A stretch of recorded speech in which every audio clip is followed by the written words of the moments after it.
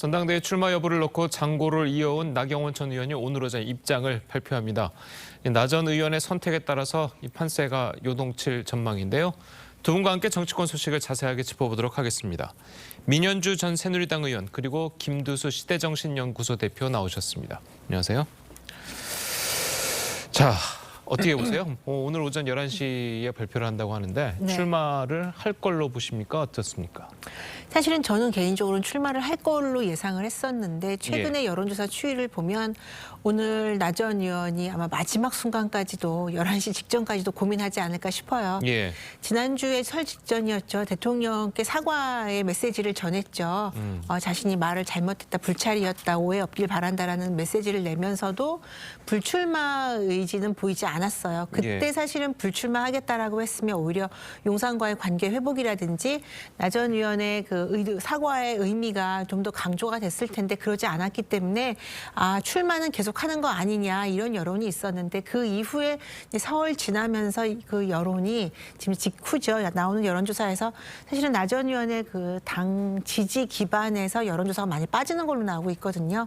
이런 것을 봤을 때 뭐 고민이 좀 깊어지지 않을까. 그런데 사실은 여의도 주변에서는 나 전 의원의 출마 의지가 강하다. 아직까지도 그런 지금 분위기가 잡히고 있기 때문에 오늘 사실은 기자회견을 열어봐야 결과를 알 수 있지 않을까 싶습니다. 예, 당초 예상으로는 어제 출마를 결정해서 이제 발표할 것이다라는 이제 예측도 있었는데, 자, 그 부분이 이제 하루가 연기가 됐단 말이에요. 자, 그렇다면 이게 어떻게 보면은 출마를 접는 것 아니냐라는 해석들도 있거든요. 어떻게 보십니까? 어제 나온 이야기로서 보수의 상징적인 장소가 아니라 여의도 당사, 그리고 뭐 출마 선언이 아니라 입장문 이렇게 나오면서 그러면 이건 접는 거 아닌가 이제 이런 생각이 들 정도로 좀 그동안 해왔던 행보, 그러니까 뭐 대통령 묘소도 방문하고 또 본인을 정치적 입문시켰던 이해창 전 총재를 만나고 이럴 때 보면 이 출마 수순이구나 이렇게 생각했는데 그런 점에서 상당히 이제 헷갈리는 건 사실입니다. 그러나 이제 정치인의 입장에서 좀 큰 꿈을 가지고 있고 큰 정치인이 되려고 하면 지금의 결단이 4년 뒤, 5년 뒤에 어때야 되느냐의 문제거든요. 그런데 사실 대통령하고 친하고 대통령의 어떤 후계 구도를 가진 사람은 다음 대통령이 잘 안 되는 게 또 한국 정치입니다. 그래서 지금 친윤, 반윤 이런 어떤 어떤 구도에 너무 의존해서 너무 휩싸여서 정치인 본인이 준비해왔고 또 계획하고 있던 거를 그 압박에 의해서 접는다든가 이러면 정치인으로서는 큰 정치인이 될 수 없다고 생각하고 그런 측면에서 뭐 기자회견장에 갈 때 가슴 속에 두 가지 선언문을 다 가지고 있겠지만 그래도 아마 좀 마음이 기운다면 출마 쪽으로 기우지 않을까 이런 생각도 듭니다. 알겠습니다. 자, 그리고 나 전 의원의 당권 도전을 놓고 이 정치권, 특히 원로들은 어떤 이야기들을 하고 있는지 한번 들어보겠습니다. 나경원 의원이든 유승민 의원이든 이번에 전당대회 나가는 것이 본인들에게도 좋은 거고 당에도 좋은 거고 당이라는 건 판 벌어졌는데 많이 나가면 좋지 당이 좀 이렇게 활기가 좀 차야지 이게 뭐냐 호루라기 부는 대로만 따라가면 그게 당이라 갈 것도 없지. 저는 나경원 의원이 여기서 꼬꾸라지면은 미래가 없어요. 나와야 됩니까? 그렇죠. 지금 현재는 국민의힘 윤석열이지만은 미래는 유승민, 나경원 시대가 열리고 있어요. 자, 물론 뭐 이재호 전 의원, 박지원 전 국정원장이 원로급 정치인을 대표한다고는 할 수는 없지만 그래도 이 두 분의 말씀으로는 나경원 전 의원이 출마를 해야 된다. 안 그렇다면 그렇지 않으면 정치의 미래가 없다라고 이제 해석을 하는데 그게 맞습니까? 어떻습니까? 저는 조금 의견을 다르게 보는데요. 나경원 의원이 이제까지 어떤 스타일의 정치를 해왔느냐를 좀 볼 필요가 있을 것 같아요. 그러니까 주류 정치나 아니면 권력에 맞서서 저항하는 정치를 해왔는지 아니면 주류 정치에서 그걸 갖다 보완하고 강조하고 그걸 갖다 끌어가는 정치를 해왔는지 그게 중요한데요. 나 전 의원 같은 경우에는 후자가 아니었나 주류 정치를 이끌어가는 정치인 중에 한 명이었다라고 것이냐라고 본다면 사실은 지금 집권 여당의 당대표가 되는 거는 대통령의 어떻게 보면 그림자가 되는 역할이나 마찬가지거든요. 예. 솔직히 많은 분들이 뭐 당대표가 쓴소리를 해야 된다, 직언을 해야 된다라고는 하지만 대통령과 국정 운영을 같이 하는 입장에서는 대통령을 서포트하는 역할을 해야 되는데 그런 측면에서 이제까지 나 전 의원이 보여왔던 지금 전당대회를 둘러싼 그 모습에서 당원들이 특히 핵심 당원들이 나 전 의원이 대통령과의 그 보조를 맞추면서 그 지원의 역할을 하는 서포트 역할을 가야 할 것인가라는 걸 봤을 때 조금 다른 생각들을 할 것 같아요. 예. 근데 이 두 원로께서 하시는 말씀은 아마 전당대회가 조금 더 다이나믹해야 된다. 볼거리를 제공하고 이슈거리를 제공한다는 측면에서 국민들이 관심을 가지고 있지 않습니까? 뭐 어떻게 당내 주류 세력과 나경원 의원이 경쟁을 할 것인지 이런 것들을 좀 재미거리, 구경거리로 봤을 때는 출마하는 게 하나의 전략이 될 수 있지만 나 전 의원의 이제까지 정치 행보, 앞으로의 정치 행보를 봤을 때 이번에는 출마를 접는 것이 나 전 의원에게는 좀 더 나은 방향이 아닌가라고 저는 생각해 봅니다. 알겠습니다. 자, 그리고 이제 여론조사 당대표 선호도를 좀 보면요. 나경원 의원이 사실상 선두를 달리다가 지금은 맨 하위는 아니고 어쨌든 3위 정도를 이제 하고 있는데, 자, 그렇다면 이런 여론조사 결과도 나경원 전 의원의 결정을 하는데 영향을 많이 줄 수 있겠죠? 예, 영향을 주는 게 틀림없습니다. 처음으로 본다면 상당히 이제 앞서 있다가 점점 그게 이제 좀 밀리는 이런 추세를 보이고 있는데, 이거는 선거 초반 구도에서 구도의 싸움, 즉 친윤이냐 비윤이냐 또는 반윤이냐라고 하는 구도 싸움에서 나 의원의 위치가 분명하지 않았기 때문에 이런 일이 벌어졌다고 생각하고요. 근데 선거라는 구도, 인물, 그다음에 바람인데, 인물은 결국은 내년 총선에 당의 얼굴로서 이 총선을 지휘할 수 있는 사람인가, 이런 부분이 또 거론될 거고요. 예. 마지막으로 이제 이슈나 쟁점, 결국 그래서 조직이 아니라 바람으로 이 승부를 한다면 수도권 승부, 또 2030의 뭐 새로운 세대의 어떤 호소력, 그리고 전반적인 어떤 새로운 이 당을 좀 쇄신시킨다든가 이런 공천을 어떤 식으로 좀 더 민주적으로 절차 시스템에 할 것인가, 이런 문제가 이제 결합되어 있기 때문에 예. 뭐 등록을 하고 난 이후에 실제 이제 후보 토론, 그다음에 연설 이런 데 들어가면서 어떤 쪽으로 바람이 불지는 두고 봐야 됩니다. 그래서 초반에 너무 이런 구도 싸움에 의존해서 판세를 판단하는 거는 섣부르다, 이렇게 생각합니다. 알겠습니다. 자, 그렇다면 다른 당권 주자들 움직임도 좀 살펴보도록 하겠습니다. 김기현 의원과 안철수 의원은 설 연휴 마지막 날인 어제 이 팽팽한 신경전을 벌였습니다. 영상을 준비했습니다. 연대와 포용과 항평을 통해서 당을 하나로 묶어내겠다. 철새 정치인이라거나 혹은 여기 기웃 저기 기웃하는 그런 모습의 정치인의 삶을 살아오지 않았기 때문에 제가 그렇게 말할 수 있는 충분한 자격이 있다. 연포탕을 외치다가 그 다음날 갑자기 또 진흙탕을 외치니까 좀 당혹스럽습니다. 자꾸 이야기가 이렇게 왔다 갔다 바뀌는 건 저는 그렇게 바람직한 자세는 아니라고 봅니다. 예, 자 보면은 사실 이 여론조사, 물론 여론조사가 이제 투표로 나타나진 않겠지만 네. 여론조사가 1위를 달리고 있는, 물론 뭐 오차범위 안에 있는 여론조사도 있지만 이제 선두를 달리고 있는 김기현 의원이 과반을 넘지 않는다는 말이에요. 네. 자, 그렇다면 결선 투표를 도입한 친윤, 결선 투표가 친윤들에게는 오히려 좀 독이 되는, 좀 그렇게 보여지지 않을까요? 근데 지금 여론조사는 중요한 게 뭐냐면 핵심 당원들을 중심으로 하는 것이 아니에요. 예. 소위 말해서 저희 이제 책임 당원들이라면 당비를 내는 당원들이 이번 이제 조사에 전당대회 때 투표를 하게 되는데요.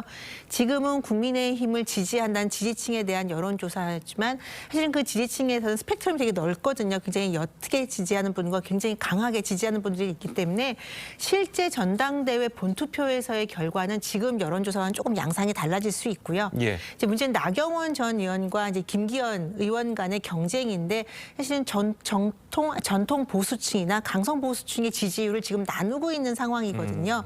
만일에 결선 투표를 가서 뭐 나경원 전 의원이 출마를 한다고 해도 김기현 의원이나 나경원 전 의원이 나간다면 이런 전통적인 보수층이 어디로 결집할 것이냐, 안철수 의원이냐 아니면 김기현 의원 쪽으로 갈 것이냐, 이거에 따라서 결과는 달라질 수 있어서 지금 나오는 여론조사와는 좀 추이가 추이가 달라질 것이다. 그 전통적인 보수층이나 전통적인 당원은 사실은 안철수 의원에 대한 지지세는 그렇게 좀 강한 편은 아니거든요. 왜냐하면 안철수 의원은 외부에서 이제 들어온 경우고 그리고 여러 당을 좀 거쳤던 경력도 있고 당원들 사이에서 안철수 의원에 대한 불안감은 어떤 것이 혹시 또 위기가 오거나 아니면 갈등이 심해졌을 때 다시 탈당을 하지 않을까. 그래서 안철수 의원 입장에서는 지금의 전략은 당원들에게 신뢰를 줘야 된다. 어떠한 상황이 돼도 국민의힘이 아무리 어려워도 윤석열 정부가 아무리 어려운 일이 있더라도 당원들과 당과 끝까지 함께 간다는 그 신뢰를 주는 것이 중요한 포인트라서 지금 상황에서 전당대회를 간다고 하면 지금 여론조사 추이와는 다르게 결집하는 모양새를 보일 것이다. 저는 그렇게 봅니다. 알겠습니다. 자, 그리고 안철수 의원 같은 경우에는 나경원 전 의원의 출마에 대해서는 좀 긍정적인 입장을 보이고 있잖아요. 자, 이 부분이 안철수 의원이 나중에 나경원 전 의원의 지지를 받아낼 수 있을 것이다라고 생각했기 때문일까요? 어떻습니까? 암만 해도 그런 측면이 있을 겁니다. 만약에 이제 이 구도에서 결선 투표가 없다면 여러 가지 또 다른 계산이 있겠지만 이제 결선 투표가 있다는 것은 연대 가능성을 항상 열어두고 있는 거고요. 앞에도 이제 말씀했지만 항상 선거에는 그 당의 정통성을 주장하는 쪽과 확장성을 주장하는 쪽이 서로 경쟁하게 돼 있습니다. 예. 그래서 기존 당원들은 좀 정통성 쪽에 기울어 있는데 이게 40만 당원이 아니었다가 지금 2만 3만 이상 올라간 모양인데 한 80만이 넘어갔다고 했을 때는 확장성 영역에 또 당원들이 들어와 있거든요. 이제 그런 영역까지 이제 포함하면 결국은 누가 더 당원들의 마음을 얻을지 지난 또 당대회를 보면 이준석 대표가 민심과 당심에서 갈렸듯이 이런 부분이 좀 복잡하게 계산되는 거고요. 만약에 이제 2차 결선이 있다면 결국은 연대 가능성이 충분히 열려 있는 그래서 최종적으로는 이 2차 결선에서 결정 날 가능성이 많기 때문에 안철수 의원 입장에서는 나경원 의원이 출마해주면 그러한 새로운 변수를 만들어낼 수 있다 이런 생각을 하고 있을 거라고 봅니다. 예. 이 반면에 김기현 의원 같은 경우에는 나경원 의원과 조금 뭐 신경전을 벌이기도 했고 그동안 네. 자, 그런 모습을 보면은 김기현 의원 생각에 나경원 의원을 지지하는 세력이 본인을 지지하지 않을 것이다라고 생각을 하는 걸까요? 어떻습니까? 앞부분에서 이제 뭐 친윤이다 아니면 윤석열 대통령을 뭐 이용해서 당권을 잡으려고 한다. 이게 나경원 전 의원의 그런 견제구 성격의 발언들이 있지 않았습니까? 예. 그래서 그런 부분에 대해서 아마 김기현 의원은 자기만의 정체성을 좀 강조하는 그런 측면인 것 같아요. 그리고 나 전 의원을 또 지지하는 아주 정통 보수, 강경 보수층이 있으니까 그분들을 어떻게든 결선 투표에서 흡수해야 된다라는 이런 측면에서 얘기를 하는 것 같은데요. 저는 나경원 전 의원이 안철수 의원과 연대하는 건 조금 기대하기 어려운 것이 앞서서 인터뷰에서도 보셨지만 나 전 의원은 지금 계속 강조해서 난 비윤하지 않는다. 난 윤석열 정부의 성공만을 위한다. 그렇게 된다면 이번에 전당대회에 설마 출마를 한다 하더라도 결국에는 윤석열 정부를 가장 잘 도울 후보가 누구냐. 누가 가장 용산과 가장 소통이 잘 될 것이냐. 이런 측면에서 김기현 의원에게 지지를 선언하거나 아니면 아예 아무도 지지하지 않는 그런 선택을 하지 않을까 싶어요. 지금 근데 후보들 중에 비윤이라고 주장하는 사람은 아무도 없어요, 지금. 근데 지금 이제 구도를 보면 사실은 한 명과 다수의 그 용산과의 그런 갈등 내지는 예. 그 견제 이런 역할을 하는 것으로 당원들에게는 인식되어 있기 때문에 이런 측면에서 나 전 의원이 좀 전략적으로 선택할 필요가 있지 않나 싶습니다. 알겠습니다. 자, 저희 다음 소식 넘어가 보도록 하겠습니다. 이 설 연휴가 어제로 끝나고 오늘부터 이제 일상으로 돌아갔는데요. 설 민심을 두고 여야가 이제 상반된 해석을 내놓고 있습니다. 직접 들어보시겠습니다. 정치 탄압이 크게 달하고 있습니다. 아니면 말고식의 무차별적인 가짜뉴스 무리로 진실을 왜곡하고 프레임을 잡아서 이재명 대표의 범죄 혐의들을 벗어나려고 하는 것은 지극히 바람직하지 않다라고 하는 설 민심에 난방비 고지서를 받아든 국민들은 물가 폭탄에 경악하고 걱정을 토로하셨습니다. 정부가 어떤 대책도 내놓지 못하는 것에 분통을 터뜨리는 국민이 많았습니다. 에너지 정책에 있어서 탈원전을 한다면서 많은 부담을 후임 정부한테 넘기고 떠났던 것이 민주당 정부입니다. 예. 이 양쪽의 이야기만 들어본다면 네. 이 두 분이 혹시 다른 나라를 갔다 그렇죠. 오셨나 네. 이런 생각이 들 정도거든요. 같은 현상을 너무 다르게 원인 진단을 하고 예. 있기 때문에 그렇게 말씀하실 수 있는데 사실은 난방비 관련해서 전기료 관련해서는 문재인 정부 중반 이후부터 꾸준히 요금 인상이 제기되었던 문제들이에요. 그런데 계속 억누르고 언젠가는 이러다가 한전이 무슨 일이 나는 거 아니냐라는 여론까지 나올 정도였는데 계속 억누르다가 지금 윤석열 정부에서 인플레이션이 굉장히 많이 크고 심각한 문제가 되고 우리나라뿐 아니라 세계적인 문제 아니겠습니까? 예. 그러면서 불가피하게 더 이상은 버틸 수 없다라는 측면에서 이제 요금 인상이 됐는데요. 이 부분을 민주당이 분명히 인식해야 되는 부분은 원자력 발전 굉장히 억제하고 오히려 지금 이제 뭐 다양한 얘기들이 블랙리스트 문제까지 나오는 것들이 원자력 정책을 갖다가 어떻게든지 왜곡해서라도 그걸 막으려고 했다는 거 아니겠어요? 원전을 폐쇄하고 그걸 막으려고 했다는 얘기가 나오지 않습니까? 예. 그래서 이미 전기 대란 문제는 요금이 인상 문제는 문재인 정부 때부터 예견돼 있었던 일이다. 그런데 이것을 윤석열 정부에서 물가 인상 대책을 제대로 세우지 못했다. 특히 난방비 문제를 제대로 처리하지 못했다라고 얘기하는 것은 문재인 정부 때 있었던 현역 의원이십니다. 조정식 의원. 당신들의 실수를 자신의 잘못된 정책을 시인하는 것밖에 안 된다고 봅니다. 그래서 지금은 이때는 뭐 윤석열 정부가 잘못 물가 관리를 해서 이렇게 올랐다라고 하기 전에 에너지 정책이라든지 전반적으로 이런 물가 정책, 그다음 기본적인 국가의 인프라가 되는 이런 정책들을 어떻게 지금 경제 상황에 맞춰서 조정할 것인지에 좀 머리를 맞대는 것이 필요하지 않나 싶습니다. 알겠습니다. 자, 그리고 이제 검찰 수사를 놓고도 뭐 정치 탄압이다 아니면 야당의 임시국회가 방탄국회다 이렇게 민심이 나뉘었다고 또 이렇게 보여요. 어떻습니까? 지금 현재 뭐 그 민심은 사실 현장에 다녀본 뭐마다 다 다르게 느끼긴 하겠습니다만은 한국적 상황에서 양당이 대처하고 있고 이 양당에 있어서 한쪽은 대통령의 여당이고 한쪽은 경쟁하는 야당인데 이 야당의 당수가 야당의 대표가 정치적인 어떤 문제인지는 모르지만 검찰로부터 지속적인 이제 수사의 대상이 되어 있고 이것이 이제 쟁점으로 되어 있으니까 이거에 대해서는 국민들이 생각할 때 이 부분에 대해서 민심은 조금씩 움직이고 있는 것 같긴 합니다. 그러니까 계속적인 이재명 대표의 집중적 검찰의 어떤 수사와 이런 것들이 이렇게 언론에 알려지니까 약간씩 이것이 정치적 탄압보다는 뭐 민심 전반이 요거는 뭐 수사가 필요하다 이렇게 생각하고 있는데 예. 이런 누적된 이재명 대표에 대한 이런 검찰의 수사도 결국 사실에 근거하고 어떻게 증거가 드러나냐에 따라서 민심은 달라진다 이렇게 생각합니다. 예, 알겠습니다. 계속해서 민주당 이재명 대표 이야기를 좀 해보자면요. 이 설 연휴 기간 동안 공개 행보 없이 검찰 출석에 대비를 했습니다. 그리고 오늘은 당내 초선 강경파 모임인 철험회 의원들과 오찬 회동이 예정돼 있는데요. 자, 그동안 철험회 의원들의 발언이 어땠었는지 먼저 듣고 오시겠습니다. 검찰이 혐의 사실을 공표하고 이렇게 해서 지금 그냥 속수무책으로 저희들은 당하고 있는 거 아닙니까? 이거야말로 정말 조리돌림이라고 생각을 합니다. 먼지 나올 때까지 털고 먼지가 안 나오면 아예 먼지를 묻혀서라도 사건을 만들어내는 그런 수사를 하고 있기 때문에 함께 단일 대우로 같이 도와주고 뭉쳐주는 것이 바람직하지 않냐. 떳떳하고 결백하고 죄가 없다고 해서 무사할 수 없는 세상이 만들어지고 있습니다. 작금의 행태를 보면 윤석열 정권의 롤 모델은 전두환 정권임이 확실해집니다.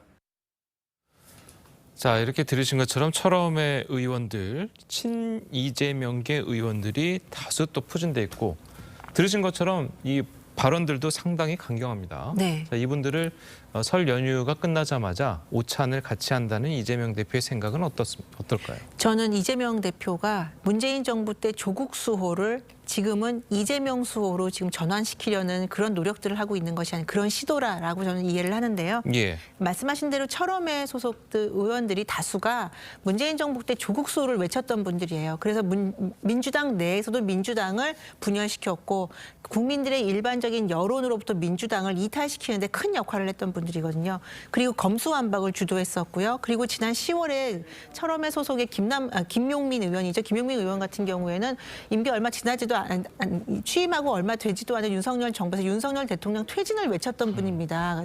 시위, 장외 시위에서요. 이렇게 초강경 대응을 하는 민주당 내의 세력들이고 민주당 내에서도 비판이 많아요. 이분들의 문제, 이분들이 이런 식의 의정 활동을 하면 민주당을 더 국민들로부터 멀어지게 하는 것이다라는 비판들이 많았는데 지금 이재명 대표가 철험회를 갖다 적극적으로 활용하겠다 또는 이분들과 연대를 하겠다라는 거는 민주당 안팎의 세력들을 모아서 초강경 대응으로 해서 지금 본인의 검찰 리스트, 사법 리스트를 대응하는 데 있어서 철험회가 어떻게 보면 앞에서 뭘까요? 방패 역할, 아주 초강경의 방패 역할을 하는 그것들을 맡기는 그런 수순이 아닌가 싶습니다. 예, 이 말씀하신 것처럼 이렇게 철험회 의원들은 이제 연휴가 끝나자마자 바로 만나서 오찬을 함께 한다는 것은 물론 뭐 그냥 뭐 확대 해석은 하지 말고 이제 특별한 의제를 논의하려고 한 자리는 아니다라고 이야기는 하고 있지만 어쩔 수 없이 이제 사법 리스크 그리고 검찰 출석에 대한 이야기가 나오지 않겠습니까? 자, 그렇다면 방금 민 전 의원께서도 이제 지적하신 것처럼 사법 리스크에 대한 앞서 나와서 싸워주는 그런 역할을 기대하고 있는 것 아니냐라는 지적들이 있거든요. 예, 암만 해도 뭐 지금 철험회가 좀 더 당내에서 원칙과 강경적 발언들이 좀 많고 또 이재명 당대표와는 좀 친화적이다 이런 인식을 가지고 있는데요. 아무래도 지금 뭐 소환을 앞두고 이런 부분을 대책을 이야기 안 할 수는 없을 겁니다. 그러나 이제 전체적으로 보면 당의 어떤 단일 대우를 유지하고 또 이 사법적 대응에 대해서 당이 다른 목소리를 내는 경우는 거의 없습니다. 그런 측면에서 보면 민주당 국회의원들 입장에서 보면 당분간 이재명 대표에서 결정적 물증도 없는 상태에서의 검찰 수사에서는 공동 대응을 하는 건 틀림없는 것 같고요. 예. 지금 이제 용산 그 대통령실 이전하고 나서 생긴 이태원 참사 이런 문제에 대해서 책임지는 사람이 없기 때문에 이상민 장관에 대한 탄핵이라든지 이런 이야기들이 이제 쟁점이 될 수 있고요. 또 하나는 또 연초에 나왔던 정치 개혁, 선거제도 개혁 이런 부분에 대한 의견도 공유하고 이재명 대표가 지금 1월 달부터 쭉 의원들이나 어떤 이런 모임들을 만나고 있는 그런 과정에 있다. 저는 그렇게 알고 있습니다. 예, 알겠습니다. 자, 그리고 설 연휴 기간 동안에요. 이 민주당 청원 게시판에 김종민, 이원욱, 조응천 의원의 징계를 요구하는 글이 올라왔습니다. 자, 그래서 상당히 논란이 되기도 했는데 이 청원자가 문제를 삼았던 발언이 어떤 것이었는지 먼저 들어보시겠습니다.